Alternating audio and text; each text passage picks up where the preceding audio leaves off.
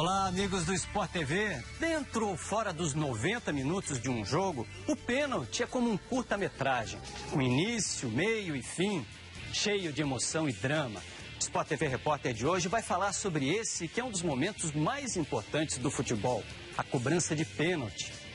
Você verá os fatores que afetam cobradores e goleiros e vai descobrir também que já existe uma ciência do pênalti. Um goleiro, um cobrador e uma bola. Personagens de um duelo à parte no futebol, capaz de marcar vidas para sempre. Você quando pega a bola no meio campo, que deixa seus companheiros e vai correr para essa marca branca, você não sabe o que se passa na sua cabeça, o que se passa no coração.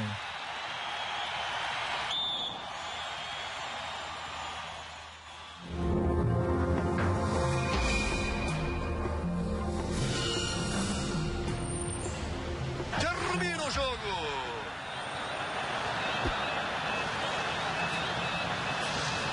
Final de partida.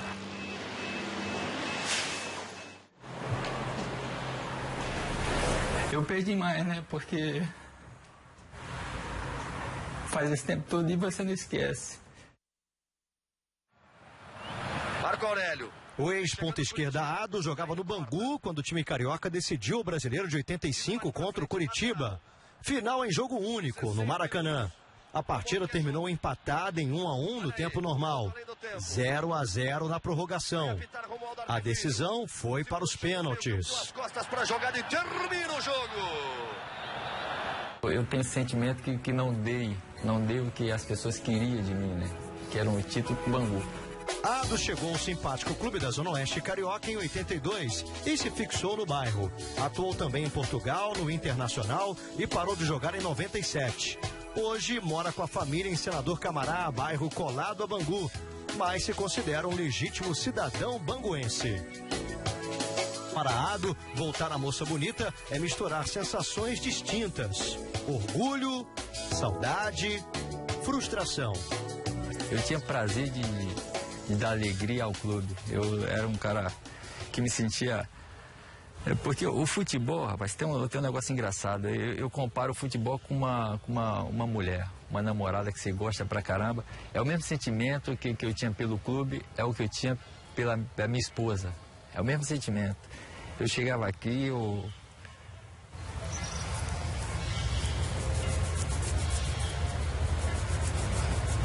me sinto bem. O momento mais marcante da história do Bangu é uma página que jamais será virada na vida do paraibano Miraldo Câmara de Souza, nascido em Campina Grande. Quando acabou o jogo, eu já tirei a meia, a chuteira e falei com Moisés, que não queria bater porque eu estava sentindo uma dorzinha no tornozelo e estava me incomodando um pouco. E eles escolheram o Israel para ser o quinto batedor. Quando foram naquela cobrança e eu senti que quase ninguém ia perder, eu fui realmente colocando de novo a meia, fui colocando a chuteira e fui de novo falar com Moisés que queria bater porque outro jogador que fosse bater, que seria o Israel ou seria outro, se perdesse, o mesmo sentimento que eu sinto hoje, estaria sentindo da mesma maneira, estaria também me cobrando por que eu não bati, deixei outro jogador bater com medo de bater, porque eu sou um cara que nunca tive receio de bater, nunca tive medo de errar. Bom, então aí acontece o seguinte, tudo igual, 5-5. E agora, nós teremos cobranças alternadas. É 1 contra 1. Perdeu o outro, fez, acabou. E naquele momento eu pensava que eu seria o cara mais certo para bater o pênalti, porque eu estava muito confiante também. Ado na cobrança. E quando eu peguei a bola que coloquei, que cheguei numa distância de uns 3 metros, que coloquei para bater, que tô chegando na bola, que eu olho pro goleiro, ele já tá caindo onde eu ia bater mesmo. Eu falei, pô, só vou virar o pé um pouquinho que ele não vai nem chegar na bola. E só que eu virei demais. Pra fora!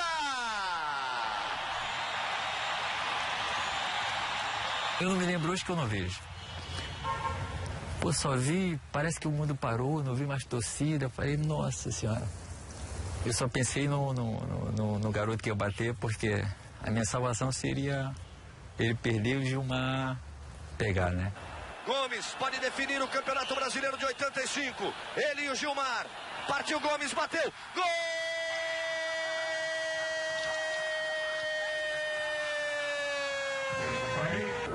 Eu vou triste, pô. Às vezes eu até tô vendo o jogo do Bangu, que tem um pênalti, eu fico na arquibancada, doido pra descer e pedir pra bater. Olha só. Gomes. Ela passou perto, o Rafael foi para um lado, ela foi para o outro, mas foi para fora. Ado perdeu o pênalti. Ele que foi tão importante nesta caminhada do Bangu. Quantos pênaltis você perdeu na sua carreira, Ado? Curitiba.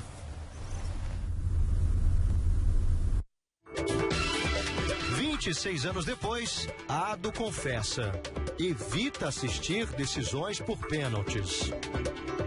Me perturba pra caramba, eu não gosto de ver e sei que o sentimento deles, eu sei, eu sinto.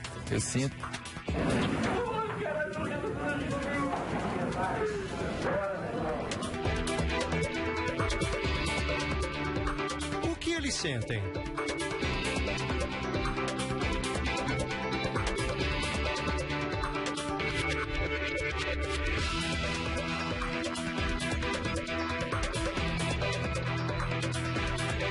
O que acontece com cobradores e goleiros num momento tão especial?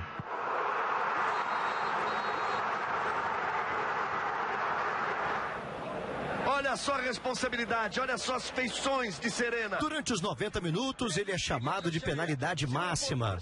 Para desempatar uma disputa, é tiro livre direto da marca do pênalti. Acabou! Mas, afinal de contas, qual é a essência do pênalti?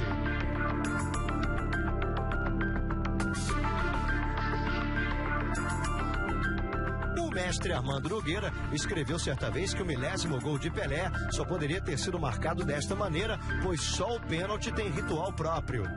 Ritual que a importância do lance exigia naquela noite de 1969 no Maracanã. Atenção, caminha Pelé, chutou! Gol de Pelé! Pelé! 1000 gols! Pelé! O mundo aos seus pés! É um duelo, uma provação, uma guerra de nervos, uma sentença, um jogo de 2 dentro de uma partida de 22. Último pênalti, partiu, Thiago Neves bateu, Ricardo Berna! Responsabilidade toda no pé esquerdo de Cambiasso, ou nas mãos de Lemar. A derrota quase sempre tem um dono, um rosto. Eles ganharam. Brasil é tetracampeão mundial de futebol. Se aqui no estádio Ele perdeu. Por isso tudo, o pênalti é tão importante. Tão importante que, segundo um velho ditado, deveria ser cobrado pelo presidente do clube. Ou, quem sabe, até pelos torcedores. Pois aprenda aí um novo ditado. Pênalti é tão importante que existem até cientistas do pênalti. Estamos no Laboratório de Fisiologia do Comportamento do Instituto de Ciências Biomédicas da USP, em São Paulo. O grupo de trabalho do professor Ronald Ranvaux estuda processos de controle motor no esporte, que envolvem aspectos como percepção visual, treinamento, estresse e fadiga. O professor Ranvaux, nascido na Itália, está radicado definitivamente no Brasil desde 1978. É um apaixonado pelo futebol brasileiro e por pênaltis. O que realmente me trouxe a estudar o pênalti foi a Copa de 94. vai partir, vai que é sua, Tafarel. Partiu, bateu, acabou! Acabou!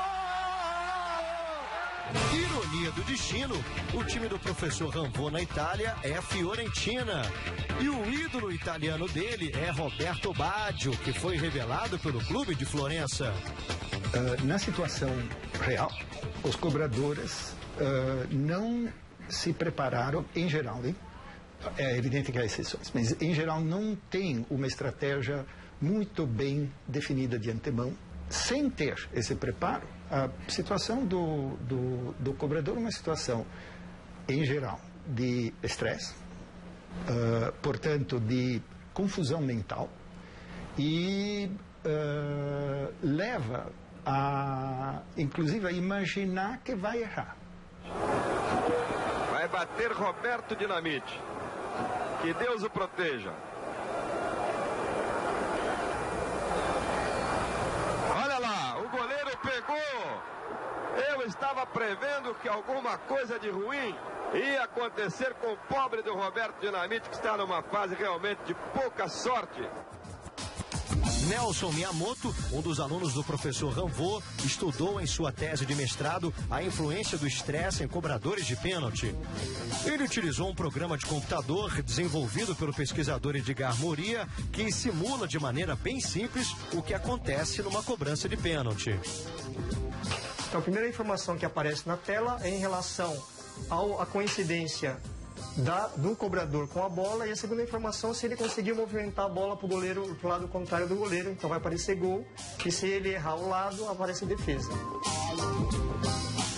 E os voluntários faziam esse teste em 2 momentos.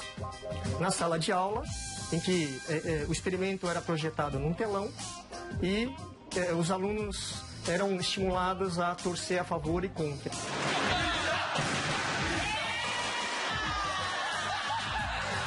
Num outro momento ele fazia aqui no laboratório, que é uma cabine acústica, então sem interferência de ninguém, com diminuição de luz e sem barulho nenhum.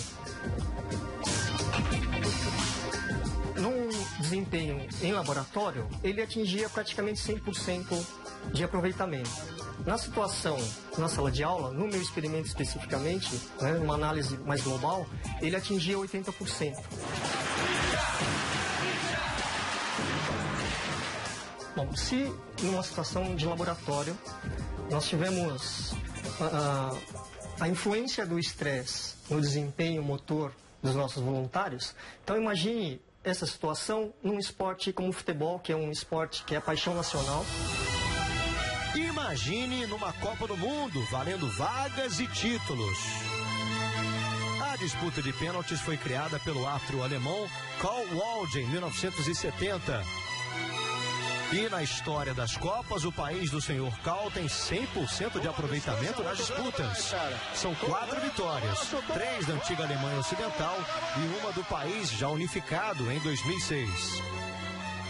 Autorizado a batida no bala, aqui o tiro! E o gol da Alemanha! Em compensação, os reis de perder pênaltis em Copas são eles. Digamos que, em momentos importantes, os ingleses têm alguma dificuldade. Foram 3 disputas e 3 derrotas, a última em 2006 contra Portugal.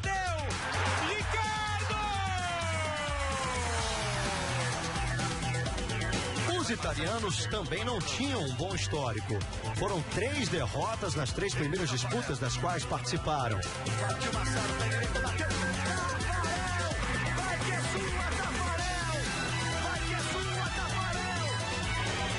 Mas compensaram tanta tristeza com uma enorme alegria. Ganharam a Copa de 2006 nos pênaltis contra a França. Pode dar Itália aqui na Alemanha.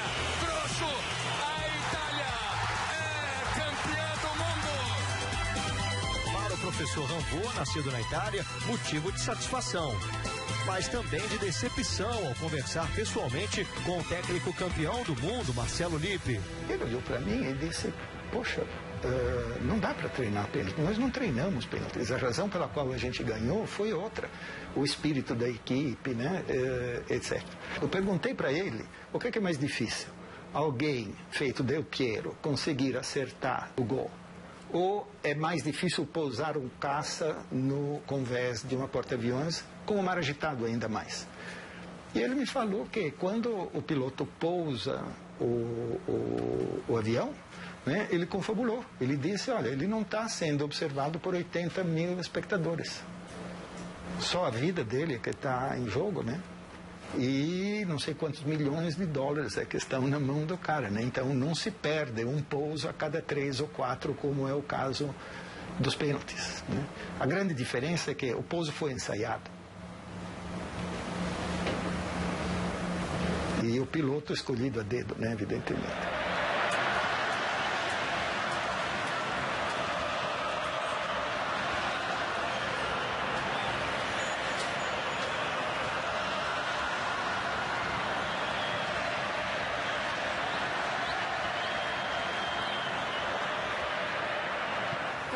O Romário não era cobrador de pênalti, ele não iria cobrar, ele não treinou. Eu me lembro, na véspera a gente não fez praticamente nada, foi só cobrança de pênalti. E ele não cobrou pênalti, porque ele não estava escalado para cobrar pênalti. Naquele momento de escolher os 5, o meu olhar bateu com o dele. Eu olhei, apontei, ele olhou, ele fez assim para mim com o dedinho e com a cabeça. Pode contar comigo. Não houve diálogo. O olhar foi muito importante.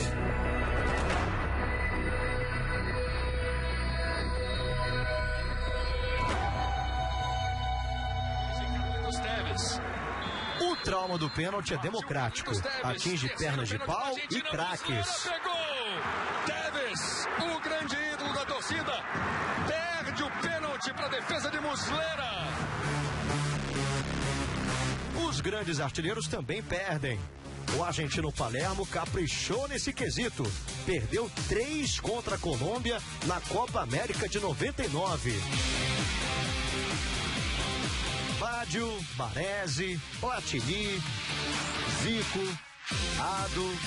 Eles gostariam que o tempo voltasse atrás para fazer de novo.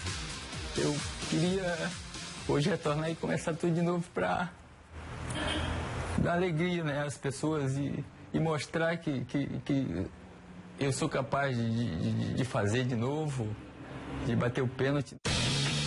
Mas a cobrança de pênalti, assim como nas nossas atitudes, tem uma hora que não dá mais para voltar.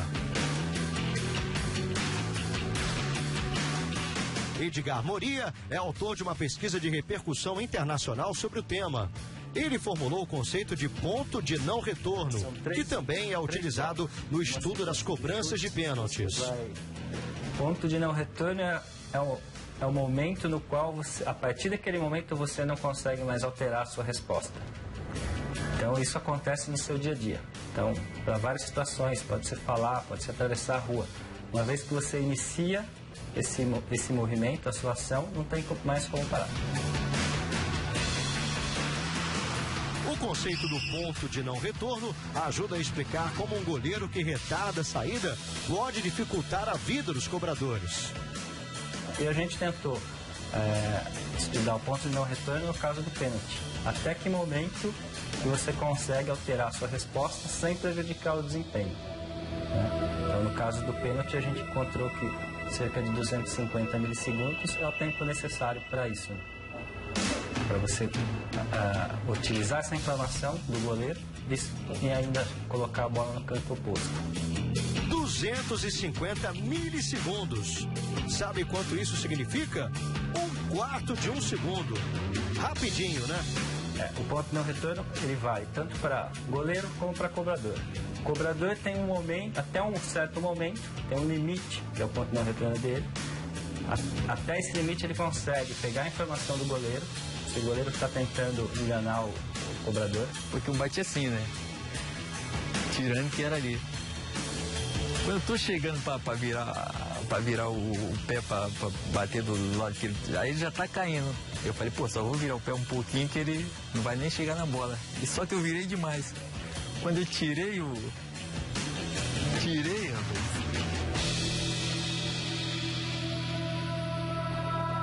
E o goleiro da mesma forma. Ele pode até pular pro mesmo lado da bola, mas ele não chega na bola. Partiu o capitão Fred! Do Fluminense!